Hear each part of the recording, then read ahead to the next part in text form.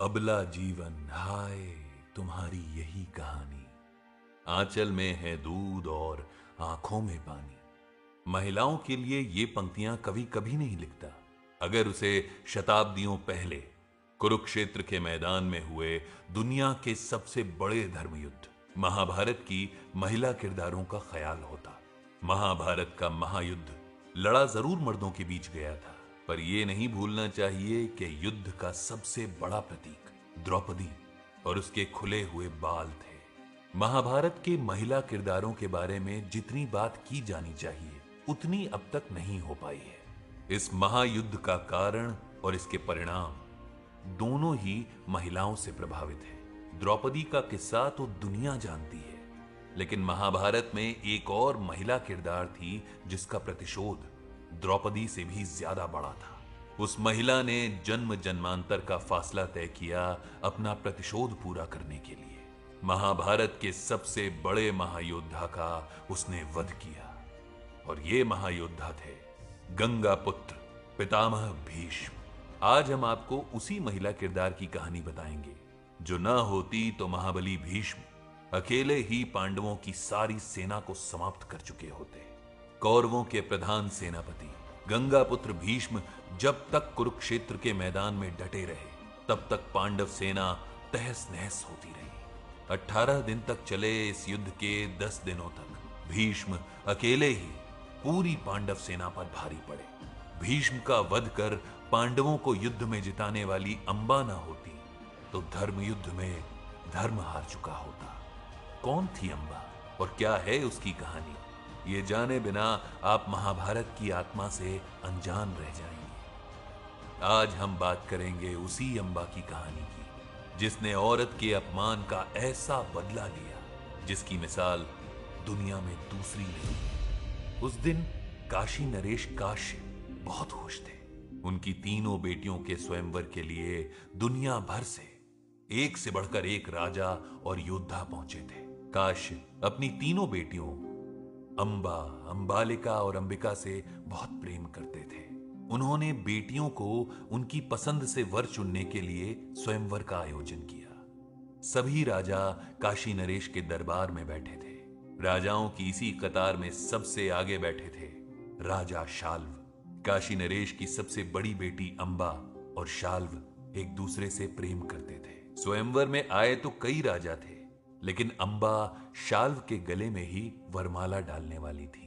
दोनों प्रेमी एक दूसरे को देखकर मुस्कुरा रहे थे। तभी राज दरबार में हस्तिनापुर के राज प्रतिनिधि का प्रवेश हुआ। युग के सबसे बड़े योद्धा गंगा पुत्र भीष्म काशी नरेश के दरबार में थे। भीष्म ने आजीवन ब्रह्मचारी रहने की प्रतिज्ञा ली थी, इसलिए उनको देखकर बाकी राजा हैरान हो गए। कुछ ने तो उनका मजाक उड़ाना भी शुरू कर दिया कि लगता है काशी की राजकुमारियों की सुंदरता ने महाबली भीष्म की प्रतिज्ञा तोड़वा दी। भीष्म ने क्रोध से हुंकार भरी। उन्होंने कहा कि काशी राजकुमारियों का विवाह हस्तिनापुर के राजकुमारों के साथ होता रहा है और आज भी यही होगा। भीष्म अपने भाई विचित्रवीर्य के लिए काशी नरेश की उन 3 राजकुमारियों को ले जाने आए थे और उनका कहना था कि किसी में हिम्मत हो तो रोक कर दिखाए। राज दरबार में बैठे तमाम राजा भीष्म को रोकने के लिए उठे तो जरूर, लेकिन सिर्फ 2 बाणों में ही भीष्म ने सभी के मुकुट काशी नरेश के कदमों में गिरा दिए। इसके बाद तीनों राजकुमारियों को भीष्म अपने रथ में बैठाकर हस्तिनापुर की ओर चल पड़े। अपने प्रेम के लिए राजा शाल्व भीष्म के रथ के सामने आ डटे। उन्होंने भीष्म को चुनौती दी। इसके बाद दोनों में भीषण युद्ध हुआ। भीष्म की टक्कर का योद्धा पूरे संसार में नहीं था। उनके बाणों से घायल होकर शाल्व बेहोश हो गए। भीष्म का रथ हस्तिनापुर की ओर मुड़ गया और अंबा अपने प्रेमी शाल्व को देख सिसकती रही। तीनों राजकुमारियों को अपनी माता महारानी सत्यवती के सामने भीष्म ने पेश किया। उन तीनों ही राजकुमारियों का विवाह हस्तिनापुर नरेश विचित्रवीर्य से करने का निर्णय हुआ। अब तक अपने दिल में सब कुछ दबाए बैठी अंबा से अब नहीं रहा गया। उसने महारानी और भीष्म से कहा कि वो राजा शाल्व से प्रेम करती हैं। वो उनके गले में ही वरमाला डालने वाली थी। उसने शाल्व को मन से ही अपना पति मान लिया था। शाल्व भी उससे बहुत प्रेम करते थे। राजमाता सत्यवती और भीष्म ने अंबा से ये बात जानकर उन्हें सम्मान सहित राजा शाल्व के पास भेज दिया। अंबा खुश थी कि आखिरकार उनका प्रेम सफल हुआ। अब वो अपने शाल्व की रानी बनकर रहेंगी। लेकिन वो नहीं जानती थीं कि ये खुशियां ख्याली ही साबित होंगी। असल में उनका जीवन दुख और अपमान के सागर में समाने वाला था। राजा शाल्व ने जब अंबा को देखा तो खुश नहीं हुए। उन्हें अपनी प्रेमिका नहीं बल्कि भीष्म से अपनी पराजय दिखाई दी। उन्होंने पूछा, अब यहां क्यों आई हो? अंबा इस सवाल की उम्मीद तो बिल्कुल नहीं कर रही थी। उन्होंने सोचा था कि शाल्व उन्हें देखते ही बाहों में भर लेंगे। लेकिन शाल्व उस वक्त एक प्रेमी नहीं बल्कि पराजित राजा थे, और उससे भी बढ़कर एक अपमानित मर्द। शाल्व ने कहा कि तुम्हें भीष्म ने जीता है। युद्ध में हारी हुई चीज मैं दोबारा स्वीकार नहीं करता। अंबा, जो अपने प्रेमी से मिलने आई थीं, एक पराजित राजा से अपमानित हो रही थी। काशी की सबसे बड़ी राजकुमारी, पिता कश्य की दुलारी को शाल्व प्रदेश में असहनीय अपमान का सामना करना पड़ा। सारी जनता और दुनिया के लिए वो एक तमाशा बन गई थी। अंबा को जितना दुख भीष्म द्वारा अपने अपहरण का नहीं था, उससे कहीं ज्यादा तकलीफ शाल्व की बातों से पहुंची थी। प्रेम और सम्मान दोनों हारने के बाद अंबा शाल्व प्रदेश से हस्तिनापुर के लिए चल पड़ी। उन्होंने भीष्म से कहा कि उनके अपमान के बाद सारी दुनिया उन पर हंस रही है, वो लौटकर काशी भी नहीं जा सकती। उन्होंने भीष्म से कहा कि आप मुझे लाए हैं, अब आप ही मुझसे विवाह करें। भीष्म तो आजीवन ब्रह्मचारी रहने का वचन ले चुके थे। उन्होंने अंबा के इस प्रस्ताव को मानने से साफ इनकार कर दिया। भीष्म ने यह भी कहा कि विचित्र वीर्य से भी अब अंबा की शादी नहीं हो सकती, क्योंकि वो शाल्व से प्रेम करती हैं। सब कुछ सहती आ रही अंबा से अब न रहा गया। उनके अंदर एक ज्वाला सी भड़कने लगी। उन्होंने भीष्म को भरे दरबार में चुनौती दी और कहा कि मैं तुम्हारी मौत का कारण बनूंगी, भले ही उसके लिए मुझे कितने भी जन्म क्यों न लेने पड़े। ये कहकर हमेशा राजमहलों में पली बढ़ी राजकुमारी अंबा जंगल चली गई। तपस्या में लीन साधुओं के पास पहुंचकर अंबा ने अपनी सारी कहानी बताई। उन्होंने कहा कि अब उनके पास तपस्या का जीवन बिताने के अलावा और कोई रास्ता नहीं बचा है। तमाम ऋषि मुनि भी अंबा की बातें सुनकर चिंतित हो गए। इसी दौरान ऋषि होत्रवाहन जंगल से गुजर रहे थे। सभी ऋषियों ने उन्हें आदर सहित बैठाया और अंबा की कहानी सुनाई। होत्रवाहन ने अंबा को बताया कि वो और कोई नहीं बल्कि अंबा के नाना है। वो अंबा को महर्षि परशुराम के पास लेकर गए और भीष्म की सारी कारस्तानी बताई। परशुराम भीष्म के गुरु भी थे। उन्होंने अंबा से कहा कि भीष्म को तुमसे विवाह करना ही पड़ेगा, वरना मुझसे युद्ध के लिए तैयार होना होगा। भीष्म ने अपने गुरु को प्रणाम करने के बाद इस आदेश को मानने से इनकार कर दिया।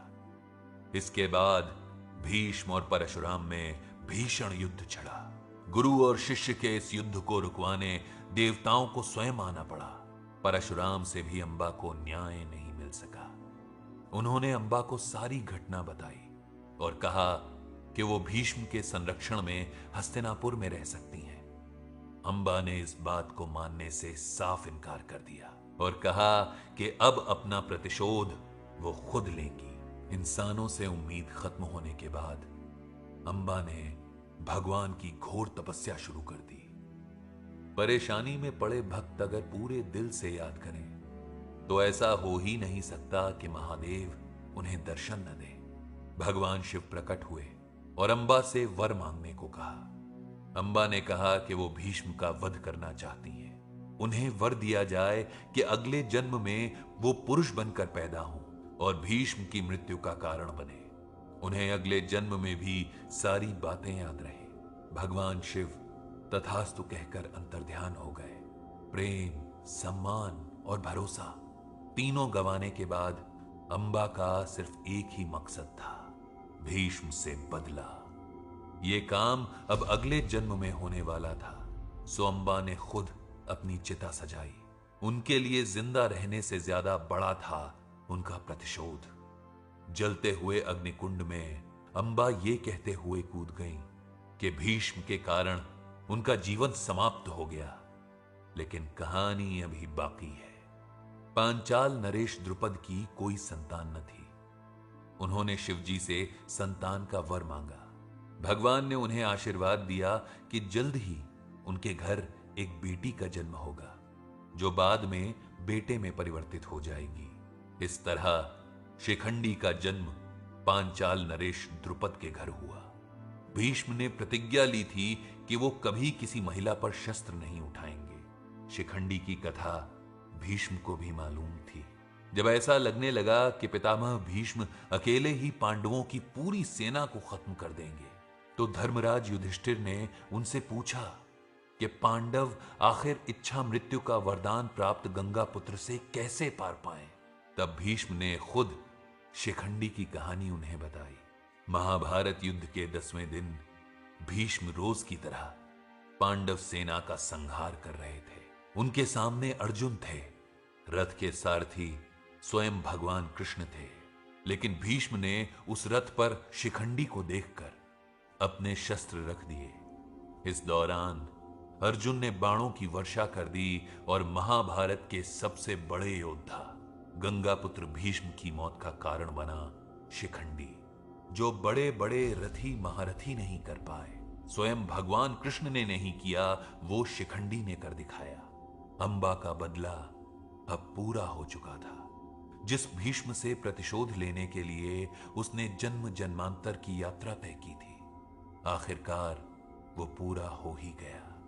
अंबा की कहानी एक औरत के समर्पण, प्रेम, अपमान और प्रतिशोध की कहानी है। जो औरत प्रेम लुटाकर आपकी दुनिया स्वर्ग जैसी बना सकती है, वो अपने दुश्मनों को किसी भी हद तक जाकर स्वर्गवासी भी बना सकती है। अंबा ने अपना प्रतिशोध खुद लिया। इतिहास राजा शाल्व को याद नहीं रखेगा, लेकिन जिस अंबा को उन्होंने ठुकराया, उसकी कहानी शताब्दियों बाद भी मैं आपको सुना रहा हूं और आप सुन रहे हैं। रहती दुनिया तक अंबा अपमानित औरत के प्रतिशोध का चेहरा बनी रहेगी। अंबा की कहानी सुनने के बाद यही कहना बनता है, वो स्त्री है, वो कुछ भी कर सकती है।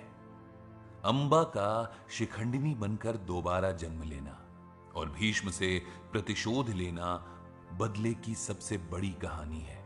द्रुपद के परिवार में उसका जन्म ठीक ही हुआ था। उसके पिता खुद बदले की आग में जल रहे थे।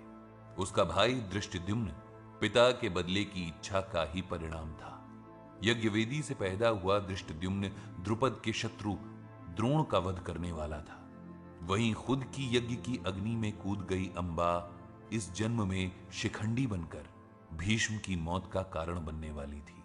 महाभारत में चरम ही साधारण है, यहां कई अति मिलती हैं।